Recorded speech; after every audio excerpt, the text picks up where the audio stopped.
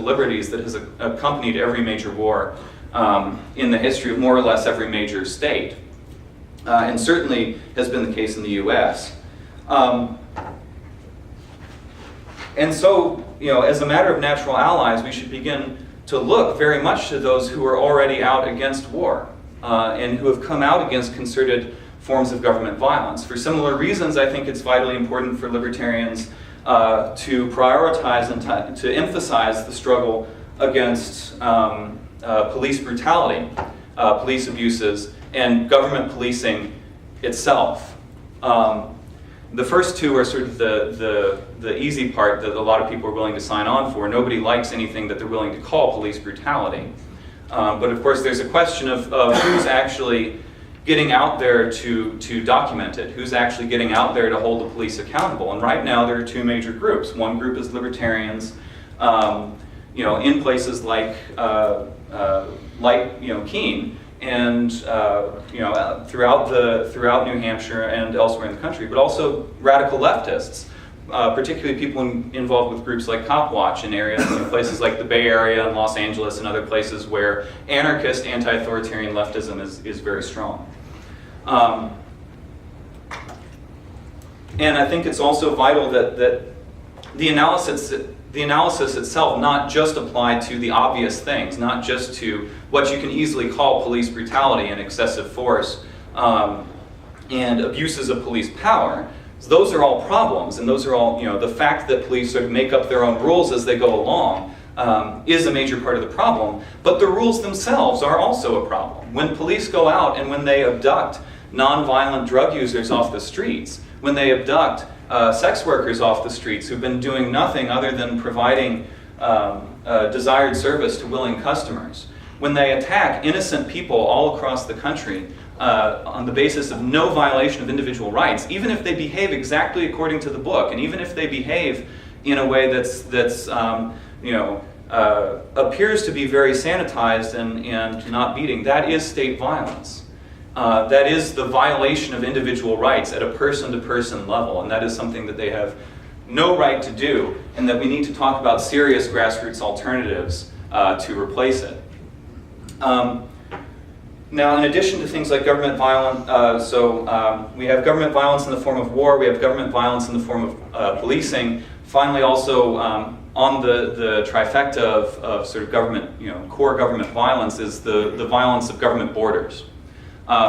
When people who are, perfectly innocent people who are simply looking to find a place to live on property where the landlord is perfectly willing to have them, and a place to work at a job where the boss is perfectly willing to have them, or where they're able to make a living for themselves independently. And when the state comes in and says, no, you can't do that unless you have a permission slip for your existence from the federal government. No, you can't get that job unless you can flash your national ID and show me that you are permitted by the government to work in this country. That's a fundamental violation of human rights.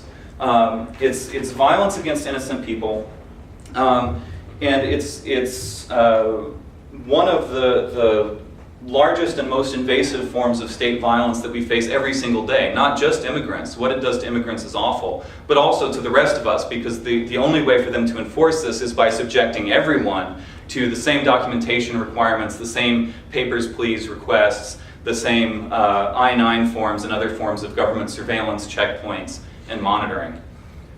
And so I think these are three major areas on which just core libertarian values are clearly aligned with the goals traditionally associated with the left.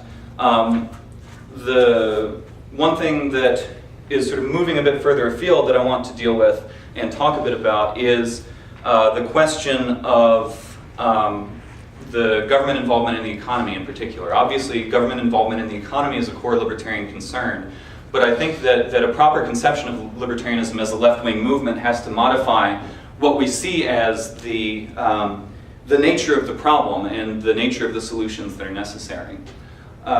Because it's very common in libertarian circles to talk about economic intervention as if it were mainly a matter of the welfare state coming in, taxing a little bit off of the rich or a lot off of the rich in order to give it to people who are poor, people who are old, people who are down and out. And of course this happens, and where there is welfare redistribution, I'm opposed to it, just as I'm opposed to any other form of coercive retribution, of forced transfers.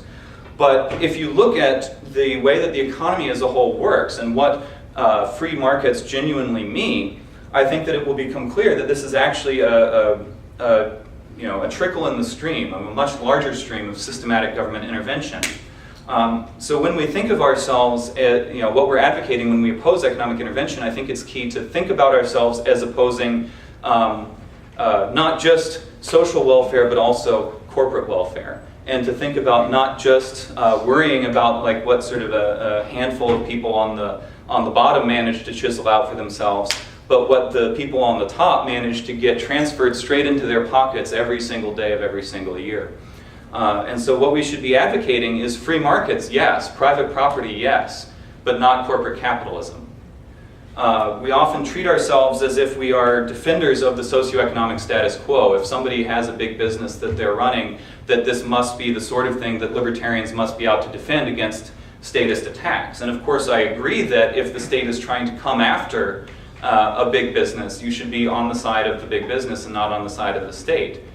But how often does this actually happen, and how often does the reverse happen? If you look at the pervasive forms of corporate welfare and corporate intervention in the economy, I think what you'll find is that the system that we have today has nothing in particular to do with free markets. Obviously, that's what we all admit. But it doesn't have anything to do with free markets, even in terms of who's on the top, right? So if you're defending free markets and private property, what you need to step back and ask yourself first and foremost is, what's in a free market? What makes up a market? And there's sort of two different ways we tend to use the word markets. One is just sort of talking about it as the cash nexus, right? So I have so much money in my pocket and I hand it off in order to get a service that I want. That's a market transaction. But free market economists have generally insisted on a much broader conception of the market. There is the cash nexus, and that's important. But the free market itself is the whole realm of social experimentation. It encompasses every form of voluntary interaction in which people are trying to work out ways to make a living, as long as the people who bear the costs are people who consented to those costs. So it's maximal social experimentation combined with the bedrock individual responsibility. Well, what can that include? Sure, it can include things like Walmart. Sure, it can include things like Hewlett-Packard or Dell, or the various big companies that we've had in the past. But markets can include a lot more than that. Co-ops can be part of the market. Communes can be part of the market. As long as these things are voluntary, as long as worker management is achieved through free association of workers. Local gift economies are part of the market. Local barter networks are part of the free market. Individual sort of informal arrangements just between you and your neighbors without any cash changing hands. That's all part of the market. And so also, I would argue, are unions part of the market? Unions that don't depend on government to force negotiations between themselves and the employers, but rather that focus on workers exercising their rights to freely associate, their rights to pool resources and exchange information, and ultimately their right to withdraw their labor from an employer to get the goods.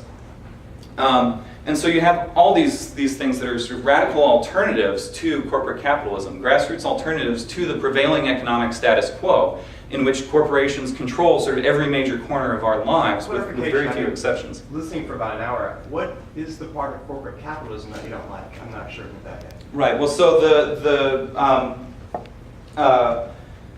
what I'm coming to, in fact, is that specifically corporation sort of pervasive corporate capitalism, well, let's say two things. One thing is general, the other thing, or one thing sort of a couple particular features, the other thing is general features that are of concern. The particulars are that there are a number of people who are profoundly dissatisfied with their living situation. And of course, anarchy isn't magically going to solve everybody's dissatisfaction, but we have to look at who's dissatisfied and how many people are dissatisfied and why that is.